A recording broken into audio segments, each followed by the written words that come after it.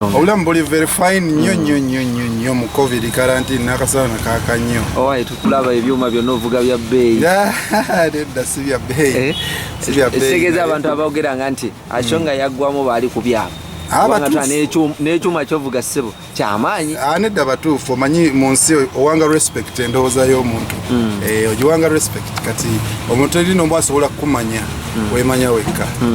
Okay, twawulidde nti wasayiniza abayimbi abapya. Ekintu kino kikwasaganya otya mu mbeera eno ya COVID-19? Basically, yes, it's true to assign is abayimbi abapya. Sasa it's a team of people, we work together. Siri bwomu nina n'abantu benkolagana nabo tukozedde wamu ne tusigninga abayimbi basatu. Yeah, it's very true. Mu COVID muno, yes, challenges are there, but challenges are there to be, challenges make us strong. So challenges are there to be overcome. Obulamu butaliko challenges tulina solution. So however much the challenges are there, we push because we are hustlers. Yeah. Okay, tulaba endongo bakyagisibye. Ate abayimbi bata music. Abamu batuse n'okuba nti bata ne album kyokka nga ffe tetumanyi wawe bagenda zitunda. Abayimbi bano tebabamenya. Tebamenya. By the way, it's just mindset gyoba nayo kubanga ebivulu byokka ebivulu bata social media tebanagita ekyakola and it's working and people are earning a lot of money on social media. Social media is very large. Very large. Bintu bingi biri entailed on social media. Okimanyi nti Davido and Burna Boy the other day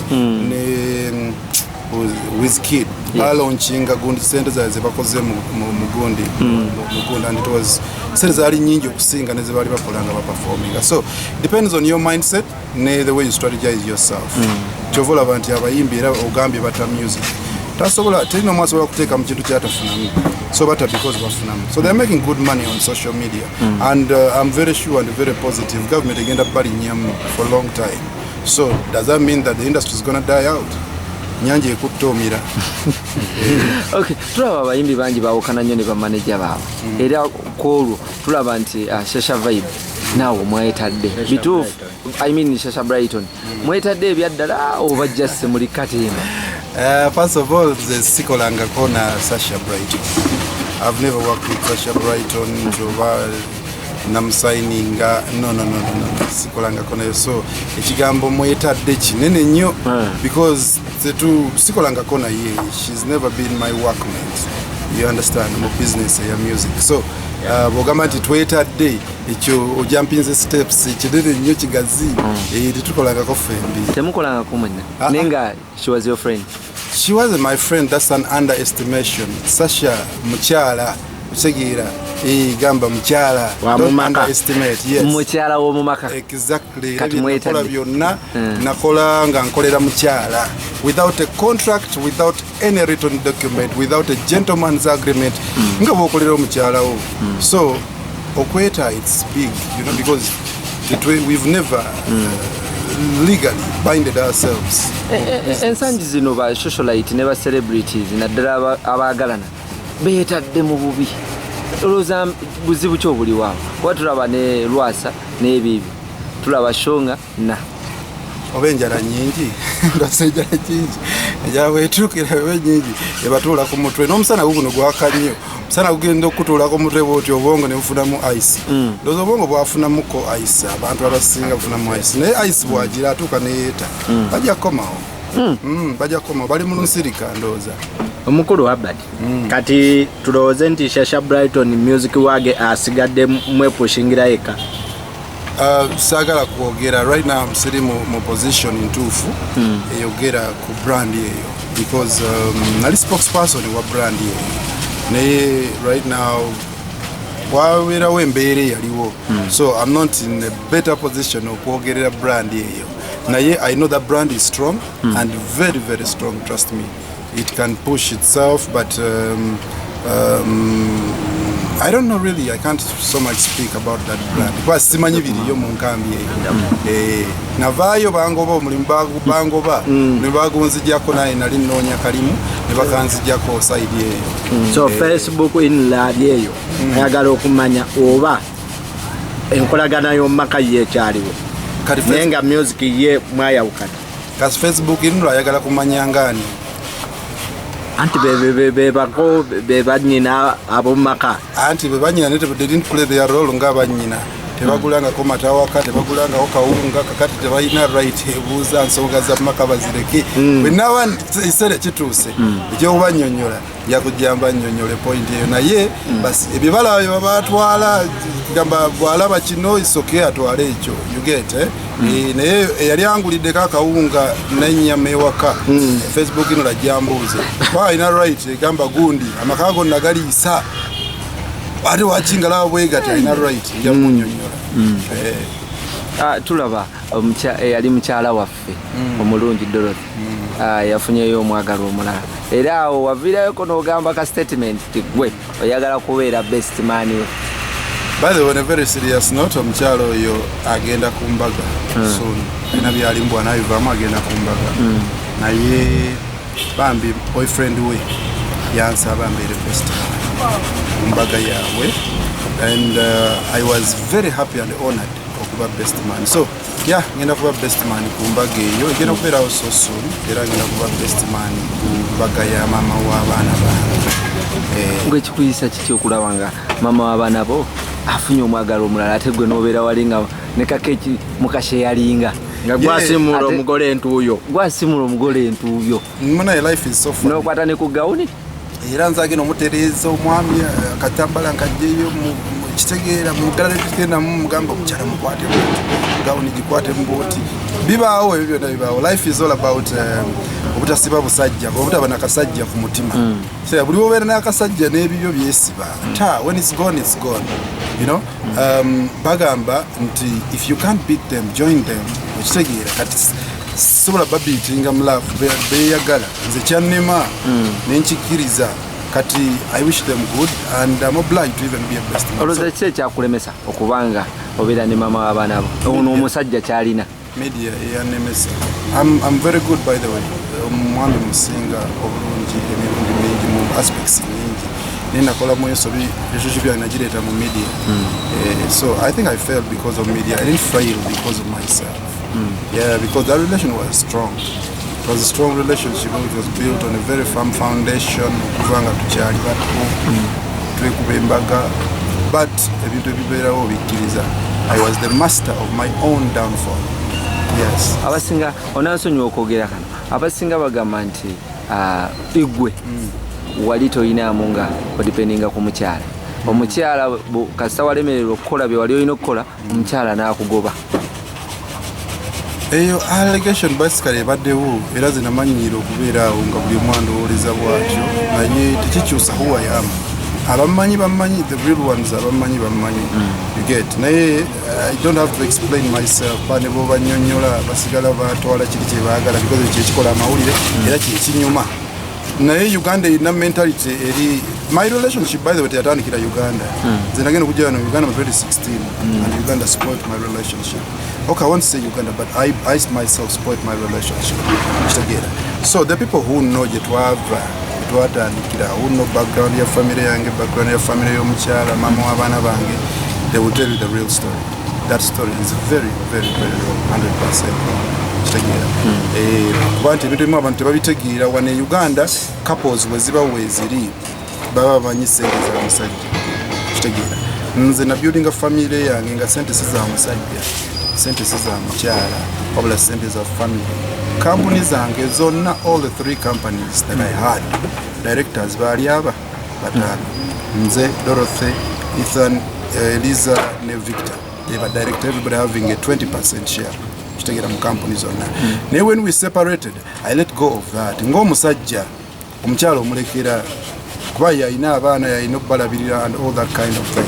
Kati gwoba oyagala omuseparating nga gwomusajja osigaza ebintu does that really make into abikola ffenna naye nga the epitome and the foundation of ourselves was myself. Nesisagala kubinyonyola kubanga akimanya akitwalira kyogaaboga nti kyonga yali adipendinga ku gundi ku mukyala olwo n'ensula enjala oba nennemera okukolera ebintu byange byenkola. No, Shonga is bigger than your imagination. Just to omuntu yenna afuna knock mu bulamu bwe. Anybody gets knock. N'abasajja abagagga oboolaba. Bill Gates yali asinga obugagga right now is not the richest man in the world. bamuyisa yasereramu akaaba basatu ali mu kyakuna. So that happens in Mwenensi. When it happens, okkiriza. Kasita okkiriza, trust me, you will. Amazzi, omuganda agamba amazzi tegakulukutiranga gye gatali kutuusa. Gye gatakuluyanga. Bityo, omuganda bw'agamba. So the water will flow again where it flew. Kuba batuuka n'okugamba nti n'erinnya si liryo lya Shonga lyali lya mukyala. Tokiraba anti lewo obutamanya nze ndi mwana banzaala kitange bamuyita Richard Griffin Yundani Shonga. Musajja yali mukubi wa ndongo ng'akubira mu 5 Stars band ng'alina bandi ya kitange ye yakubira Eri Wamala, Farida Sonko, Freddy Masagazi, Jeni Kayanja n'abalala bangi bakabuye Ssembuga bandi ya kitange mwe baakuliranga. Kitegera era bajja kugamba oyo mutabani wa Shonga bo bakimanyi.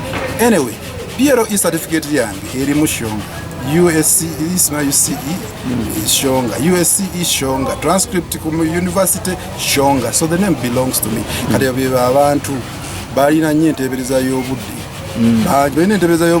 People by now weather forecast. Me, I call them meteorologists. Bo balowooza, you know. So don't go on what they think. Okay. They'll even think bajja gamba nti ennyindo si ya Shonga, ennyindo ya Joseph Becky bajja byo. Okay, olowooza obuzibu buli kuki kubanga tulaba abakyala bonna bakulekawo.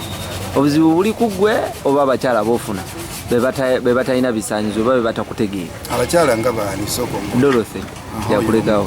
Sasha nabo babiri. Si bakyala babiri. Kakati gwe kiraba nti abakyala babiri okundekawo ekyo nakyo mawulire. The problem is only one. Nze mwendi mu media era mwendi mu maaso g'abantu. My dear friend, funa kola statistics, ufuna abasajja. Neiba wange no manyi, janyizo mukubira essimu. Neiba abakazi basanvu bakamulekawo, nete mutwala mu kamera lwaki. Mutwala munze ababiri gwe balesseewo. Anti gwe superstar. Wali superstar okusinga kwa. Batono nkyali, bakyalina okundekawo owokusatu n'owokuna nkyali. Kyali ka virgin, batono bakandekawo. So, tekikola bawulire tokijajaamya nnyo nti babiri bamudesseewo. It is normal. Anti oli socialite. Socialite, yes, kiyinza okubaawo nti socialite what, but ne socialite naye muntu, the human being, never mulekawo. What's wrong? Bill Smile Clinton banawulira Smile Wisik Smile bichibiti, you know, so it's normal. Any human being afuna abamu. Oli relationship kati ndala. Relationship, gana gende nayawukana n'omukyala wange. Kati bwe tubiraba. Obiraba naye tobiriza kati okubiraba n'okubita two different things. Mukyala yali avuddeyo n'agamba nti namukyawo. Emboozi yonna etambula ne ku social media. Mwe muli bantu ba social media. Nti ki emboozi egamba ki? Temukyajanjawazanga luli we mwakijanjawazanga. Anti covid omusana mungi tukuba mu pause. Bwe kunaakendeera nga tujanjawaza. Naye kati abantu baba kulaba byakujanjawaza balina stress ate obajanjawaliza. Begamba, you know, okubamu ko pause n'ogendako mu lusirika. Covid mungi, omusana gwaka mungi nnyo. Sala mungi abantu obongo bwafuna muzima batena okugamba nakuzosima emitima gyaka. Kale emitima gye bagyaka lwabakyo bajanjawaliza. Bagagga banno bo bakola emikolo gwogugwo gwaddi. Ekisooka nze siri mugagga. Naye wenyini wakigambye anti bakuyita omugagga Shonga ayingiddewo. Gwe nyira kyoncho mpita ekituufu gwe nyini wagambye simenya naggwamu kati yaggwamu abamugagga. Gamba gwe yaggwamu emikolo gyammwe gyaddi. Kale gwe yaggwamu emikolo gyo gyaddi. Wedaddamu njagikola sinazifuna kati noonya. Omukyala tebamukutwaleko omanye ennaku zino kati baagala nnyo akola emikolo gwe bagenda naye. By the way, on a very serious note, anyway, omukolo ngwagala nnyo nyonyo banze ni muntu wa mukola and I like legalizing ebintu byange. Ekyogere kituufu munaye bwolwawo omukyala nga ayita abakyala baagala nnyo abantu abali serious kitegeera naye embeera ekyali awo ntonotono tujja we shall knock it off. Embeera eyo we are ready by the way. Esente zaffe weeziri zikola emikolo naye zikyali ku pause. Emikolo bwe gikolebwa normally bantu babiri bakkiriziganya, not one side.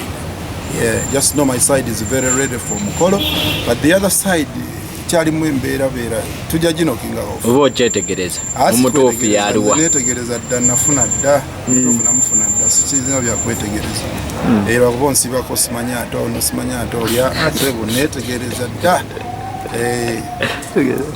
Okay, tweyanziza ssebo tweyanze. Amina nange neyanziza nnyo banayo kunkyaza mu kamera zammwe nzaani bannange. Kunkyazako mu kamera zino ziraba. Tozamba wena akasaati kano mu autograph gira integrity naliko mu kamera zammwe. I had to call you very fast. Hey, you're fine. I was praying, so it's when You're praying? They pray at 3 a.m. Zine sala za sawa katonda taziwulira mangu. 3 a.m. katonda wawulire sala. Very special. When natandika kusala asitopinga byakola. Aba awulira. Mwana wange bagamba ki? Kale, ngenda kubira tuogere, we talk better. But right now, I wanted to let you know nkanteko gundi tuogere. There are things we need to talk, by the way, very important. I talked with Alice. Naye tugenda kuogera. So kankuliko omale, like I call after how long? Let me just dress up and go. Kale, take care of yourself, eh?